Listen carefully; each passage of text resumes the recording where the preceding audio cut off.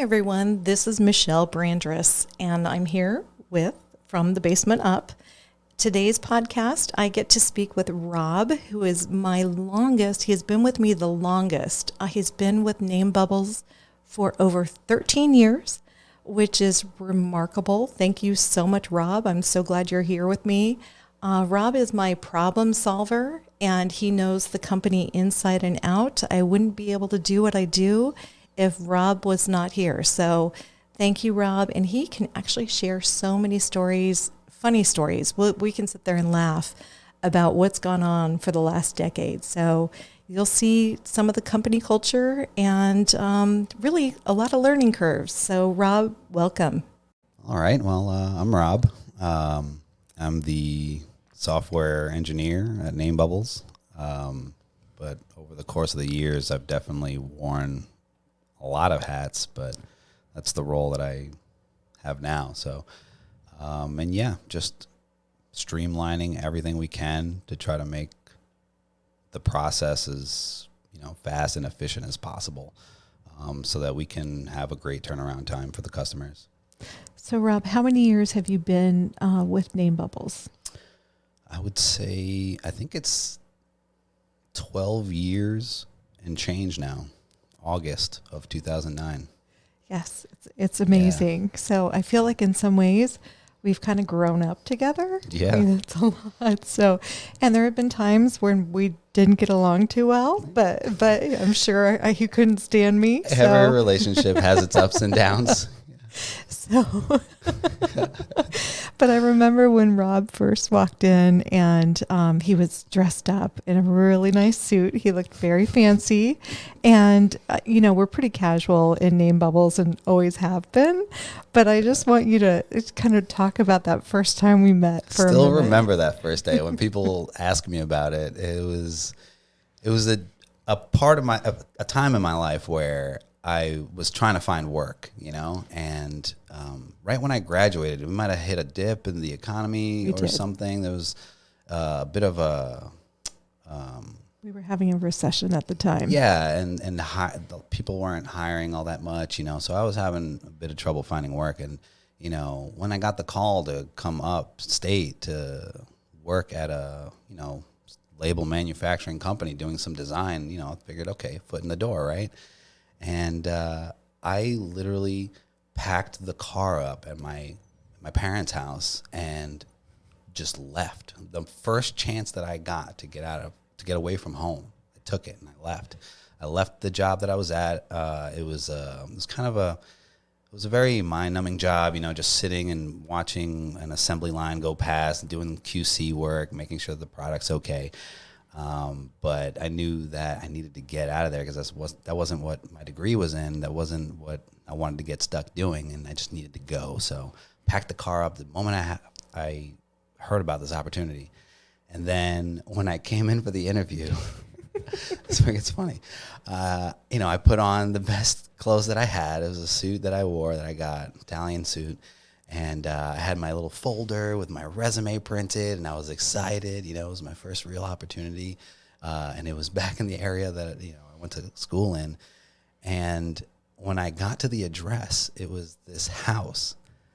And I walked through just the walkway, and I was just wondering, what am I getting myself into? What did I just do? And then I open the door and I see, it's just somebody's home and some printers in a living room and people in PJs working at computers. And I see Michelle, excited to meet me, and I'm shaking hands and trying really hard not to break my smile, So I'm in my head thinking, oh my God, what did I do? What did I do? But, I was already in it. So just pushed forward. So I didn't realize he had already committed at this point. So yeah, it was quite the gamble. But glad I took it. Yeah, I'm very glad you took it. So Rob went to RPI, which is a fantastic school here locally. It's more of a technical college, but just high end, great. You did computer programming, graphic design. So Rob is my problem solver. And, you definitely need a problem solver when you're starting a company. Really, again, starting the company from nothing. And Rob would always come in and he just will look at things as like a puzzle and start figuring things out. So he has done that from day one. He does it with the printers. Then he did it with the website. So as the company's grown, Rob steps into those roles to kind of try to figure out how to streamline the process and how to make things work and function more efficiently. So, I feel very grateful that Rob has been here all these years. So, and it's been fun. It's been fun. I mean, like you said, problem solving it's fun for me. It's one of those things I excelled at in grade school, and RPI definitely proved a bit of a challenge on that respect, but just being able to put my mind to a problem and just fixing it or figuring out alternative solutions, it's a lot for me. Yeah. It means a lot for me. Yes. So all of you small business owners out there, or people who are wanting to start a business, you've got to find your fixer, and that's Rob. He's my fixer. So yeah, and what was great too is that just starting from that living room, you got to see all kinds of problems. So it wasn't just that you got pigeonholed into fixing a printer. It was, how do we make this process faster? How do we fix this piece of equipment, or, how do we get newsletters out to people, or how do we get our site away from Flash, things like that. It was a lot of problems, and there were different problems. So it was definitely. It's big problems too. It was really on a manufacturing side and then also on an e-commerce side. So you got to see both of it and the whole thing. And then where we really need help, or have found that we needed help, was when the orders are coming in, then how do you get them printed? And that's really where Rob is, just making sure that web to print side of the business is working and functioning.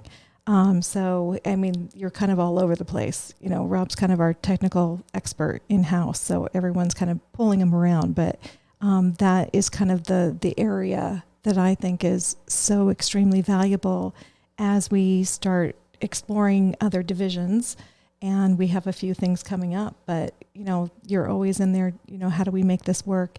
And then working with other third parties to make sure that whatever they're creating for us, it's going to make sense, and then it's going to work in our process. And that's been extremely valuable. Yeah, it's one of those things that I would recommend everybody pay attention to if you're starting a business, or even if you're already established. Just kind of be very introspective with all your processes and how you manage your data, or even your employees. Just how do we do this efficiently? How do we do this effectively? And how do we do this minimal overhead? How there's a lot of questions to think about as you're doing it, or even just reflecting on what you have and how to make it better. And I love it. It's engaging. It keeps me, it keeps my brain going, and I love it. Good. Good.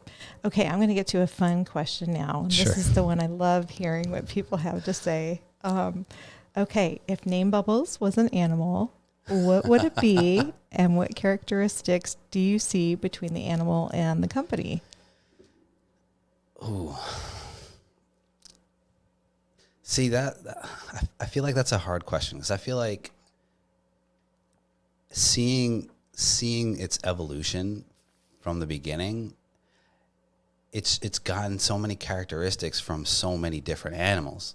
The first one that I thought of was a pit bull. This is weird, but the first time I thought it was a pit bull because, all prejudices about pit bulls aside, they protect their family. They're very protective of their own. And when we had the COVID lockdown and things like that, it was really cool to see the boss handing out gift cards for groceries and making sure that everybody was still getting paid, so that you took so good care of us at that time. And even more so internally, we all took care of each other, making sure everybody was okay. Even, every day we do that. We just look out for each other in that way. And anybody that's, a threat to the company, we all just kind of get together and face it together, But even before that, when we were just a fledgling company, we were kind of trying to struggle to fly, and I kind of see us as a bird back then. We were kind of fumbling around on the ground a little bit, just trying to figure out how to get up in the air. And when we did, it was great, seeing the orders come in, seeing our process so streamlined, and I feel like we're all kinds of animals. Okay. Yeah. That's great. I love it. I love hearing that. So I've heard chameleon.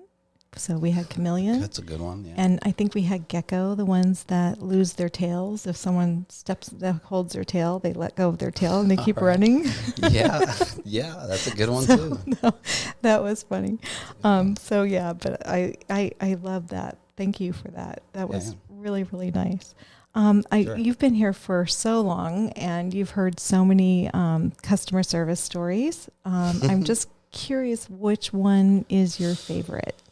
Oh, that's a hard one. I've heard a lot of the good ones, and then you hear some of the bad reviews too. I have a hard time remembering any one specifically. So that's a hard one for me. We'll skip that one. Yeah. And so Rob is actually not in customer service except when someone needs to speak Spanish. Yeah. And then we'll pull Rob in, and thank you for that. You've been so helpful. So Rob will come in and help out in customer service if we need someone to help out with the Spanish speaking people. And we did have quite a bit of shipping issues down in Central America. So thank you for handling that for us. Oh yeah, definitely. Of course. And I'm going to actually just jump to a fun one then. If Name Bubbles was a superhero, what would its power be? Oh, that's an easy one. I would have to say, I don't think the superhero exists, but if I had to make one up, it would be Captain Endurance.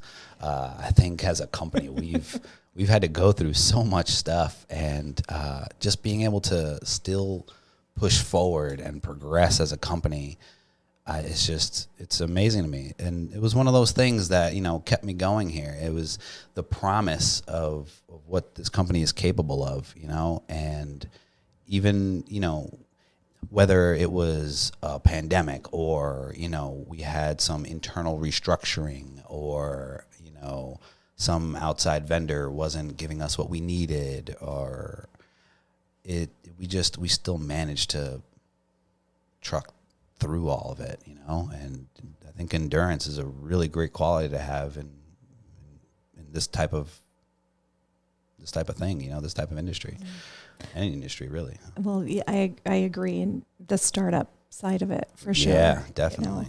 It's been, I agree. And I think everyone here, I think the one thing is, and there have been times where people have burned out.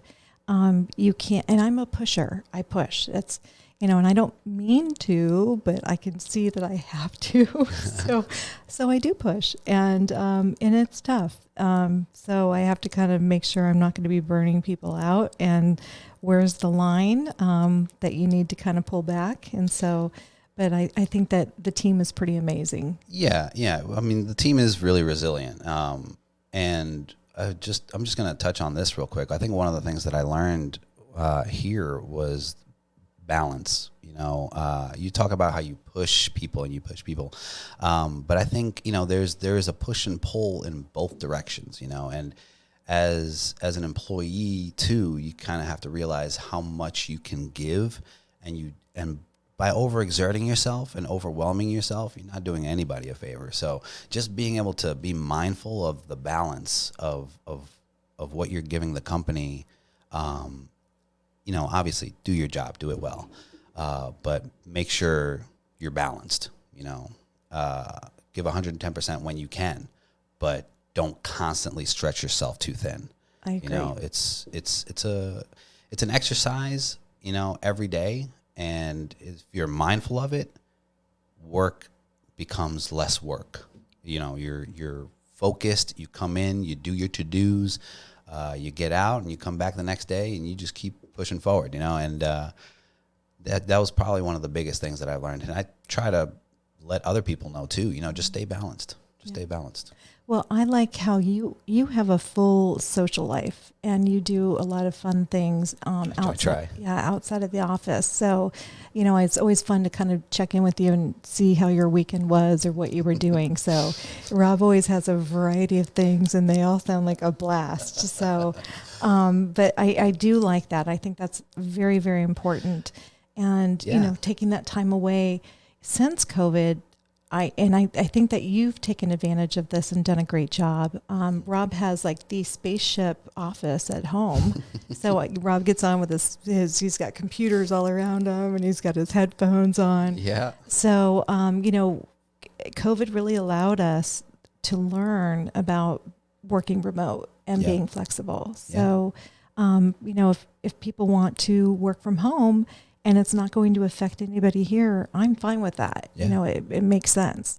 So of course, I think that has also helped out a little bit. You don't have that commute either way, a couple times a week if you want to work from home. So I think that has been a really eye-opening thing for myself. I would not have liked that before COVID. Yeah, it's one of those things where it's so heavy on the honor system. People have to be able to go home and actually handle their responsibilities. I know a lot of people that do, they work remotely, but then I got some friends that don't really work when they're remote, So as long as you're focused on the things that you have to do when you are at home, then yeah, it's no problem. Stay home and save yourself the hour commute, whatever you commute, and get your stuff done. Unfortunately, the nature of what I do, some of it I have to be here for. Whether I'm testing software or if somebody needs help with something, tech related.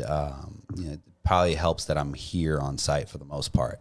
But there are days where you'll see a lull in a lot of this stuff, and I need to be laser focused on a thing so that I can get it done as fast as possible. I can save myself the hour of travel, be in my PJs and just laser focus on it for, however long I need to that day. Yeah. And then come in the next day and do what I have to do here.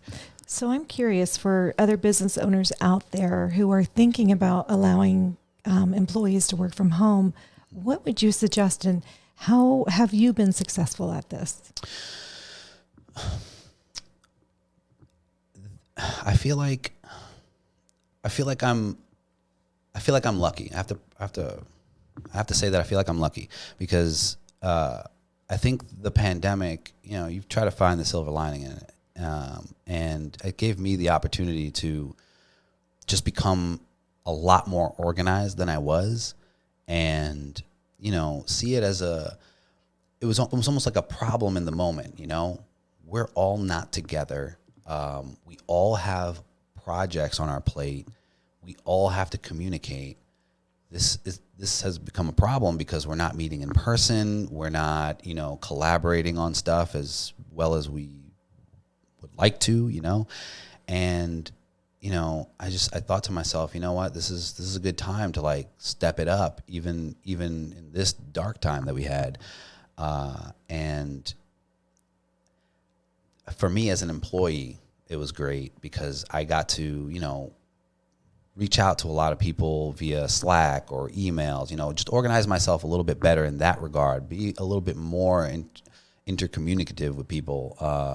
And I grew a lot, I want to say, that year in that regard because it was we couldn't let this create a vulnerability for us. We had to keep going, and just by making sure everybody was still talking to each other, everybody was still communicating, all of our to-dos were still getting done, we can still push forward. Obviously operations had to take a bit of a hit, but at least on our end, we were able to, do as much as we can from home. Yeah. But as far as employers with dealing with the work from home situation, just make sure everybody's accountable for what they're bringing to the table. Mm-hmm. We're learning that now, with our leadership team. It's just making sure people are saying or doing what they're saying they're going to do with a reasonable turnaround time, and and just everybody just keeps talking to each other and making sure there's a transparency too behind everybody. You know, what is it that you say you're going to do?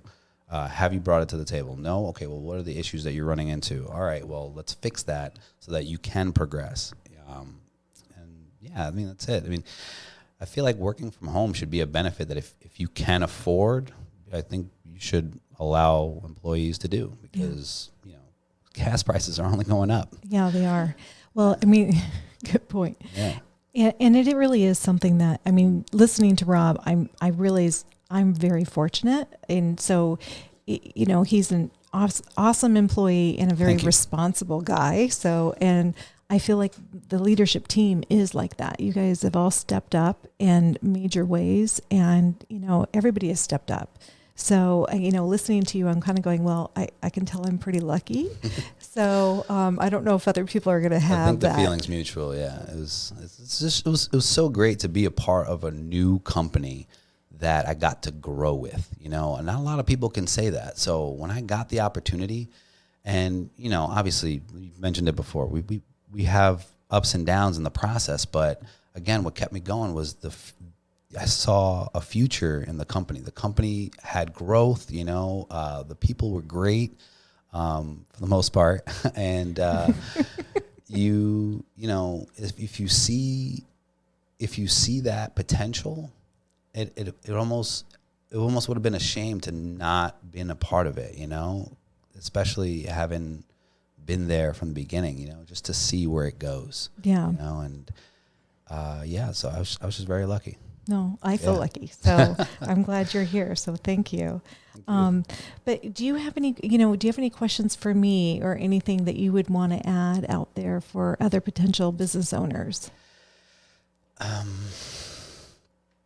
mean, I think the best advice I can give, and I mean, I'm just coming in from my perspective, you know, I don't know what it means to own a business. I mean, I'm sure there's a lot of factors involved, things that I haven't seen. I don't know if I'll ever see.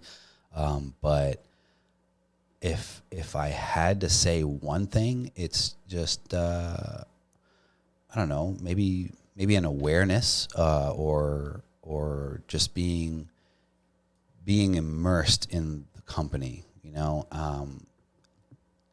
because I feel like if you're in tune with all of the elements, you can feel the same pain points people feel, or, you know, you can even share in some of those little victories that they have. I don't know. I feel like just being in touch with every aspect of the company helps, you know, maybe helps. I don't know. I wouldn't know, but maybe helps an employer or a business owner just be more aware of the ongoings of their company. You know, I see a company as like a body, right? Like a human body. There's, you know, you got the mind, you got the heart, you got the veins, you got all these other organs that do their own, that have their own responsibilities. And one of the things that they teach us in real life is to just be in tune with your body, you know, just feel what your body's telling you. Do you need more water? Do you need more rest? Do you need more exercise? That type of stuff. And that involves just kind of, you know, taking a moment and just meditating on each part, or even just, you know, feeling it out. And I think a company's the same way, in my opinion. Well, I agree, where I feel like Name Bubbles is its own energy now. It has its own personality. It's its own person. Definitely. And everybody, you know, even the customers and people who come back, and their kids started with the product when they were babies, and then they're buying labels for camp, you know, and you hear from the customers. So it's interesting to watch that happen. Yeah. And just one more thing. I kind of want to take it right back to the beginning again. So it wasn't just seeing the potential in the company that kept me going. I'm going to be honest. There was this, I remember this story that you told me. It was at the Colvin office, and I can't remember if I asked you or somebody else, but, you know, why did you decide on labels, right? I remember asking. And I remember you telling me that, you know, one of the competitors, you ordered from them, and you know, you were worried about your kid, you know, if he had allergies, and you didn't want him to go to, you know, any school without them knowing what he's allergic to. And there was like a sincerity in everything that you were telling me. You know, you wanted something better for them, maybe even a cuter design, and the packaging was shoddy, you know, it was subpar, and you knew that you can do better. And I felt like I can get behind that. You know, it was a clear mission. You know, you wanted to be better than the competitor because you had a love for your kid, and you would do absolutely anything for them, even if it meant creating a whole nother company to make better labels for his allergies. Well, it's interesting that you said that, because when I saw the labels come in, when I had ordered the labels, Yeah. I was immediately going, oh my gosh, this would be so cute with a train or, you know, a fire truck, or, you know, I just started immediately thinking about other designs. Yeah. So, it was something where I'm ordering a product from Canada, and the other product I saw was in Australia. Yeah. And I'm like, the ones in the US they looked terrible. I didn't like them at all.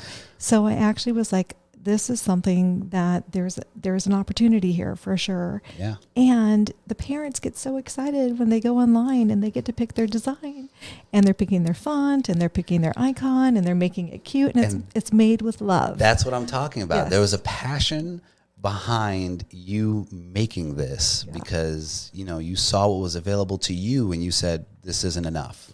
We can make it better. If not for organizational or, you know, cute design purposes, but, you know, to protect our kids and all their stuff, you know. And I thought that was a deeper message, and I was like, you know, this is great. This is definitely something I can get behind. Something that I'm just going to let everybody know as well. I put hearts on every printer. And the reason why I do that is because I want the child to feel like they are loved. Every single time they see their name on any of their items, I want them to feel the love that their parents had when they went online and they made that order. So I'm trying to infuse love into every label that goes out there. I do see the hearts on the printers. Yes. That is cute. So Rob has been very kind all these years with hearts and bubbles and everything else around. So, but one thing I do want to end on, if possible, is a funny story. Because you've had so many. I don't know if you have any off the top of your head of really funny stories, but you hear Rob sing through the office, and he's always laughing through the office. So I just kind of figured you might have something off the top of your head, because you're usually in the mix with everybody. Something going on with, if it's a ping pong tournament or whatever. Yeah, that's the thing, is there's so many different personalities here. It's great to interact with all of them, and I can't think of anything that just, you know, is, nothing immediately pops up at the top of my head. But yeah, every day here it could be a gas sometimes, you know. You just, whether I'm talking to Brian or I'm talking to Joanna or, you know, whoever in the moment, and it's just, there's a joke here, or there's a funny story from the weekend, you know, and it's just, you have to have that, you know, you have to have that. Otherwise work is monotonous, you know. So it's great to have those moments and just be very interactive with everybody. I don't know, that we have had a lot of funny moments. Yeah. I can't remember anyone specifically. Okay. I just know that I have had a lot of laughs. Oh, too, yeah. definitely. So Rob has his own office, and part of that is just, he's a singer, and it's a great thing, and he's a good singer. So, but he wants to be able to focus. It could be a problem, you know. I've had some complaints about whistling and singing and stuff in the old office. So it has been a problem. But I've managed to tone it down a little bit. Or now that I have a door, I'll close the door if I really need to belt it out for whatever reason. But yeah. Talk about how that complaint went. Oh, it was who was it?